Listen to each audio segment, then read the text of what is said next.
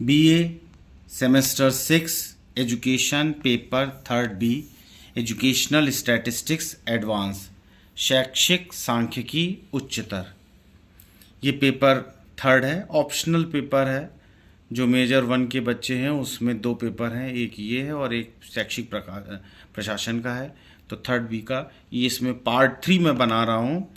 Part 3 में question 41 से लेकर 58 तक हैं क्वेश्चन। क्वेश्चन नंबर 41, निम्नलिखित में से कौन सी माप सापेक्षित स्थिति के माप में नहीं आता है? पहला है प्रसार, प्रसार को रेंज कहते हैं। दूसरा दशांशीय मान, डेसाइल्स बोलते हैं। तीसरा है प्रतिशतांक मान, और इसको प्रतिशतांक मान को बोलते हैं परसेंटाइल स्कोर। डी है प्रतिशतांक क्रम, इसको बोलते हैं परसेंटाइल रैंक। इसका सही आंसर है रेंज, प्रसार।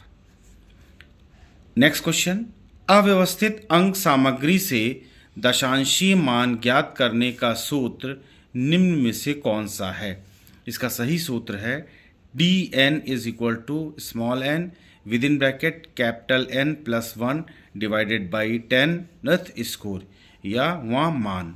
यहाँ पर जो संकेत प्रयोग में लाए गए हैं वे इस प्रकार हैं। dn को कहते हैं वह दशांशीय जिसकी गणना करना है, जैसे d1, d2, d3। Small n बराबर ज्ञात दशांशीय संख्या और n बराबर प्राप्तांकों की संख्या। अतः ऑप्शन सी सही है। 43 क्वेश्चन नंबर, व्यवस्थित अंक सामग्री से दशांशीय मान ज्ञात करने का सही सूत्र निम्नलिखित में से कौन सा है? इसका सही ऑप्शन है D, dn is equal to L plus small n capital N divided by 10 minus FB divided by FD multiplied by class interval. इस फॉर्मूले में जो भी संकेत प्रयोग किए गए हैं उनका विवरण इस प्रकार है। dn को कहते हैं ज्ञात की जाने वाली दशांशीय की संख्या, जैसे d1, d2, d3 इत्यादि। l बराबर ज्ञात दशांशीय या डेसाइल वाले वर्गांतर की निम्नतम सीमा, इसको इंग्लिश में कहते हैं एग्जैक्ट लोअर लिमिट। FB का मतलब है L के नीचे की आवृत्तियों का योग। FD बराबर DN वाले वर्गांतर की आवृत्ति। CI का मतलब है वर्गांतर का आकार या वर्ग विस्तार, इसको क्लास इंटरवल भी कहते हैं।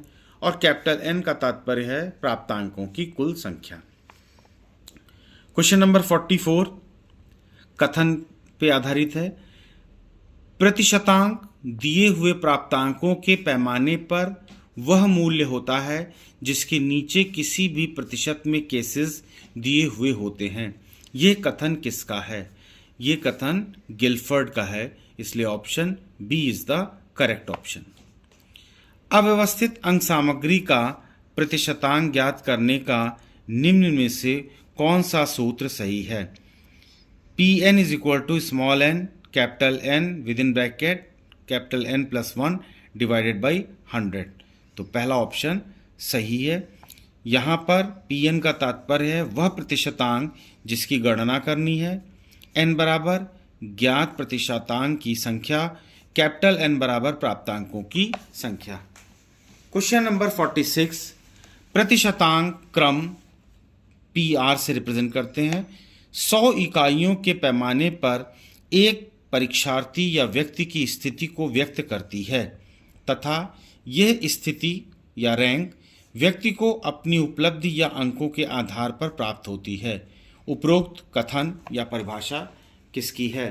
पहला ऑप्शन है लिंडक्यूस्ट की है, दूसरा है गाल्टन, तीसरा गिलफर्ड की और चौथा है गैरेट की। सही ऑप्शन गैरेट है।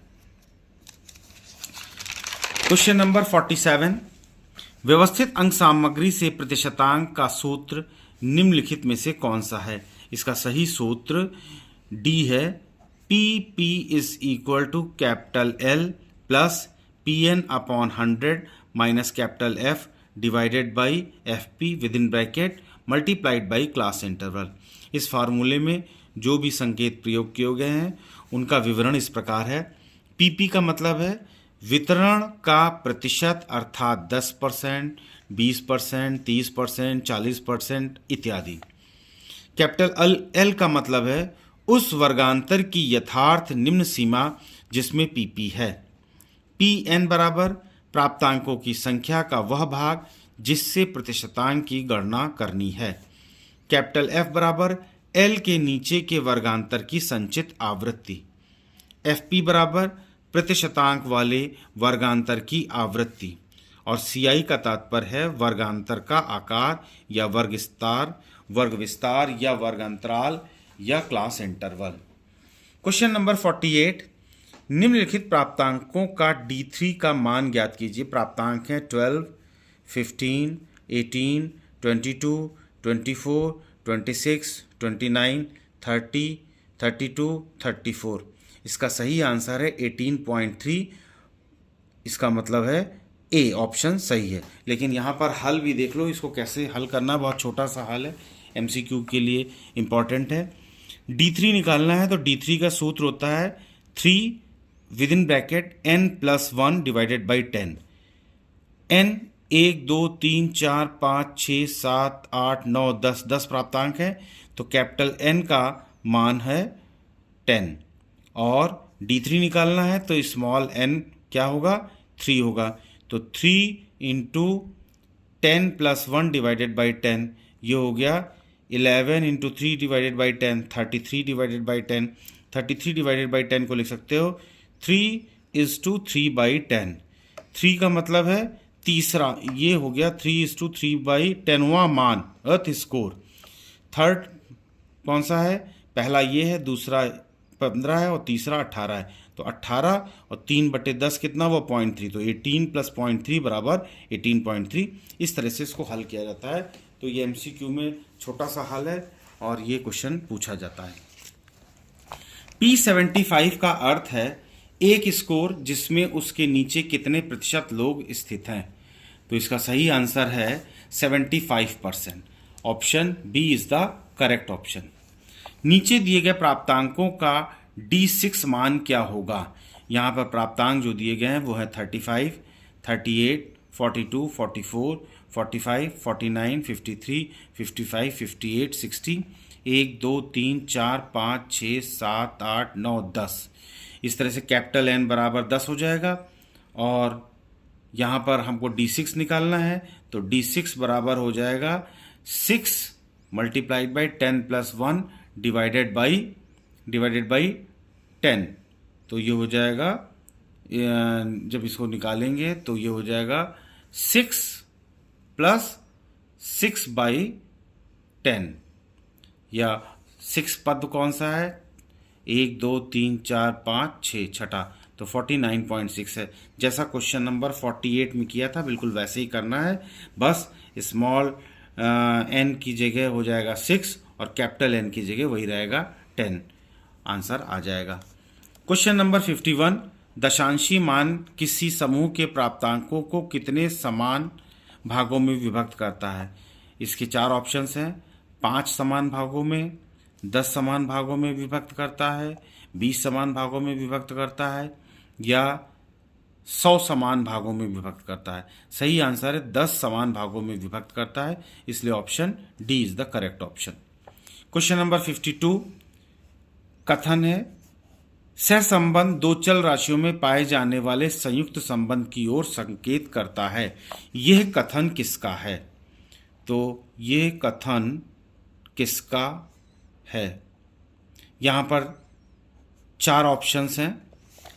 पहला है लेथरॉप का, दूसरा गैरेट का, तीसरा गिलफर्ड का, चौथा फर्ग्यूसन का। इसका सही आंसर है लेथरॉप का।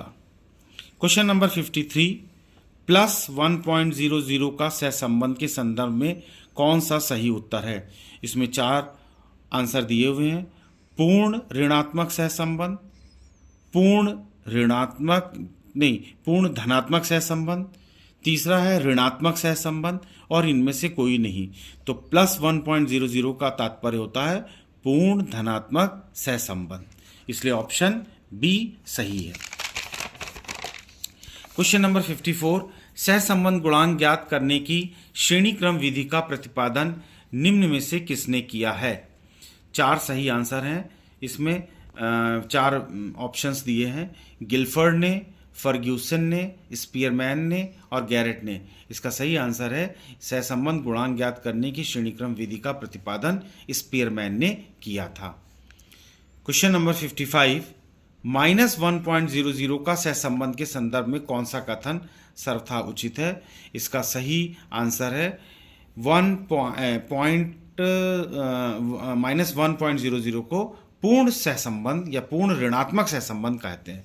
तो चार ऑप्शंस दिए हैं, पूर्ण ऋणात्मक सहसंबंध, धनात्मक सहसंबंध, ऋणात्मक सहसंबंध केवल और उपरोक्त में से कोई नहीं। तो -1.00 अगर आता है तो ऐसा संबंध कहलाता है पूर्ण ऋणात्मक सहसंबंध। क्वेश्चन नंबर 56 है, सहसंबंध कितने प्रकार का होता है?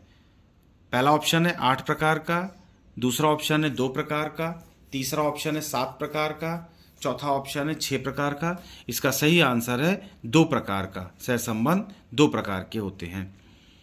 क्वेश्चन नंबर 57, सहसंबंध गुणांक की व्याख्या किस आधार पर की जाती है? चार ऑप्शंस हैं, उपलब्ध मात्रा के आधार पर, दूसरा है चिन्ह के आधार पर, तीसरा है उपरोक्त दोनों ए और बी दोनों, और चौथा है उपरोक्त में से कोई नहीं। इसका सही आंसर है सी, उपलब्ध मात्रा के आधार पर भी और चिन्ह के आधार पर भी सहसंबंध गुणांक की व्याख्या की जाती है, इसलिए ऑप्शन सी करेक्ट ऑप्शन है। लास्ट क्वेश्चन है 58 क्वेश्चन, प्रोडक्ट मोमेंट विधि से प्राप्त सहसंबंध गुणांक को किस संकेत चिन्ह के द्वारा प्रदर्शित किया जाता है?